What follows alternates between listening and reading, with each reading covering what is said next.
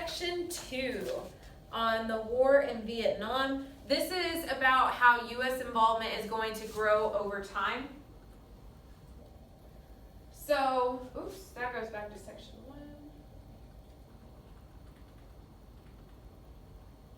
1. Okay, so the first thing that you need to know about in terms of U.S. involvement in expanding is Operation Rolling Thunder.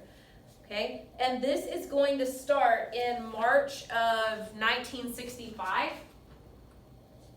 It's going to be the first sustained bombing campaign of North Vietnam. Essentially what's happening is the North Vietnamese and the Viet Cong, they are continually attacking American advisory forces in South Vietnam. Things honestly aren't going well in the war for the United States.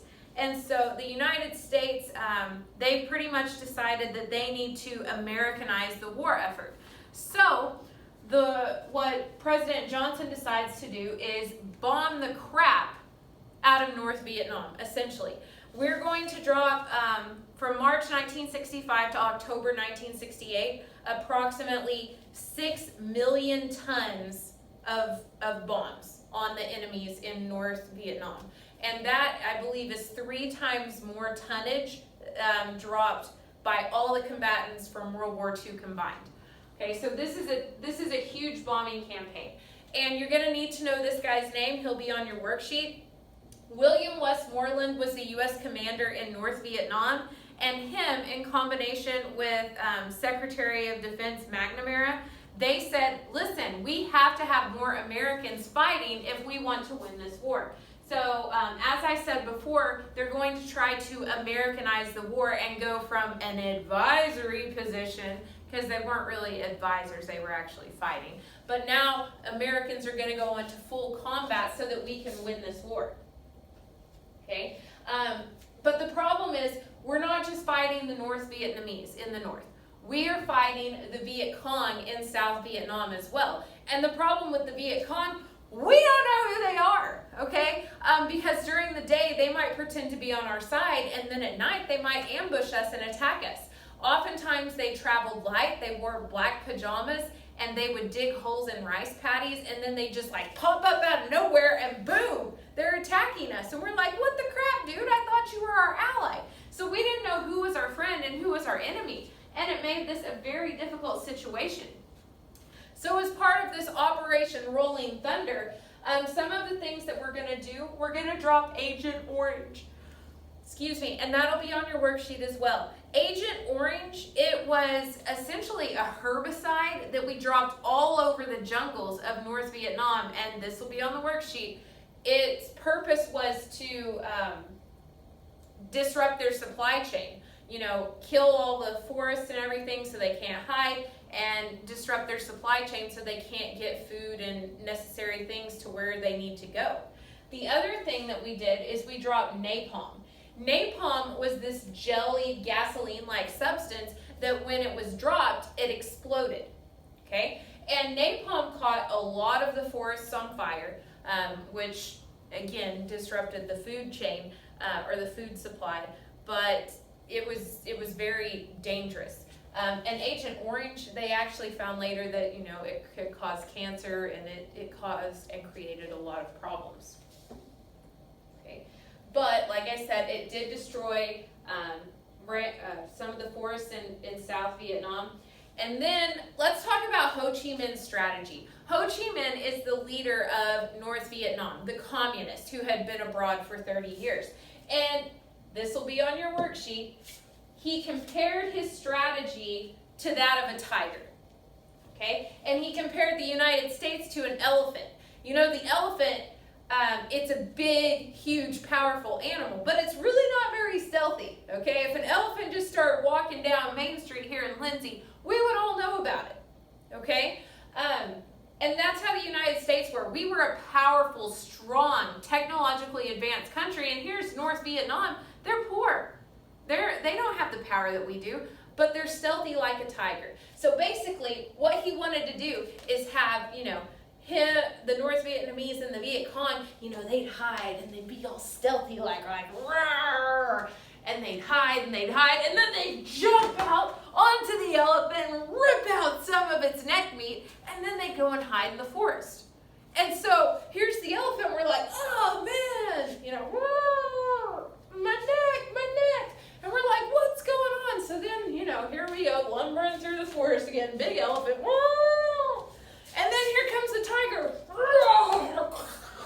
rips out our neck meat. Before you know it, the elephant bleeds to death. Okay, and that's what Ho Chi Minh's strategy was. He didn't have to take us out in one big, battle. He just had to outlast us and slowly bite away at us until we bled to death. Okay, so again, this is on the worksheet. Ho Chi Minh's strategy was to fight small skirmishes and just wear us down. He thought eventually the United States, they'll leave, and we did. But by 1968, the United States, we had over 30,000 deaths. 30,000 Americans by 1968 had given their lives for this. And one of the things that was kind of sad, a lot of South Vietnamese, they didn't like us. Some of them were openly hostile to us.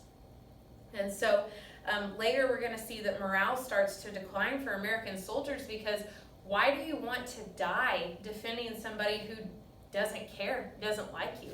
So it was a difficult situation. Okay?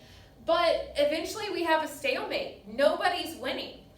Okay? It's just a war of who's going to outlast the other one. And, the thing is, the North Vietnamese and even the South Vietnamese, the Viet Cong, they know the land. Okay? They're fighting for their freedom, their independence. They have more at stake than we did. Okay? And so they're going to hold out longer. But like I told you guys earlier, we couldn't tell our friends from our enemies. It made fighting difficult. And, it was a challenge for the United States. Even though we were the superior fighting force, when we would have to fight these small skirmishes at night, we can't utilize all of our technologies and things that made us superior. And Ho Chi Minh knew that. And that's why he did it. Okay. But the war weakened the United States economy. You guys know war is expensive. We've been at war your entire life. Okay? War is super expensive, and it's going to take a hit on the economy. Okay? And like I said earlier, the Viet Cong and the North Vietnamese, they avoided these big battles because they knew they couldn't win them. Okay? And they often fought at night to minimize the effectiveness of our artillery. By the time it was all said and done, almost 60,000 Americans are going to die. 60,000 Americans. And what's really sad is a lot of these Americans who did survive, when they came home, they were treated like trash because the war became so controversial. And it's super sad, but it's what happened. Another thing that's important, about 10,000 women, they served in the military during this time. Almost all of them were nurses, but they were constantly having to deal with death, and that was, that's traumatizing. That's hard to see. And as I said, morale is going to decline. By the end of 1965, very few soldiers were volunteers. If you volunteer for something, you're gung-ho about it. You're excited. And a lot of them, they felt, I've got to fight communism. I've got to fight and defend my country. But a lot of these people who are later going to be drafted and forced into it, not to diminish what they did for our country, but they may not be as gung-ho and excited about it as someone who were to volunteer. So morale is a lot lower towards the end of the war. And as I already said, many South Vietnamese were openly hostile to American soldiers. Okay. And the thing was, America, we expected quick victory. We're the superior fighters here. But the president, they kept saying, we're almost there. We're about to have victory. But we never did. And this war that was so expensive, it caused President Johnson, he had to cut back on his Great Society. This war on poverty that we're fighting here at home. And he had to cut back spending for that. And in addition to that, he had to raise taxes. No one likes higher taxes, okay? Nobody likes higher taxes. That's a fact. But we had to do that to help pay for this super expensive war. And that leads us to talk about the hawks and the doves. There will be questions about the hawks and the doves on your true-false section of your worksheet. Now, a hawk was somebody who supported Lyndon Johnson's war policy. They were typically conservatives, and they said he knows what he's doing. We have to fight. We have to stop the spread of communism. Okay? But the next section, and they said that the cost of war was necessary. The next section of people were doves. And these people questioned the war not just on moral grounds, but on strategic grounds. They said, in the big scheme of things, is Vietnam really that important in the spread of communism? They said, this is not a communist issue. We're not fighting China and the Soviet Union here. This is a civil war within this country. Let them fight it. Okay? We don't need to be involved. And there were a lot of people who were part of this group. Everybody from a lot of college students joined. You had a lot of liberals who were part of this, pacifists, civil rights leaders. I think Martin Luther King Jr. was one of the people who was outspoken against the Vietnam War. And we'll talk a little bit more about that in later sections when we talk about the draft. But it's going to be a very controversial issue.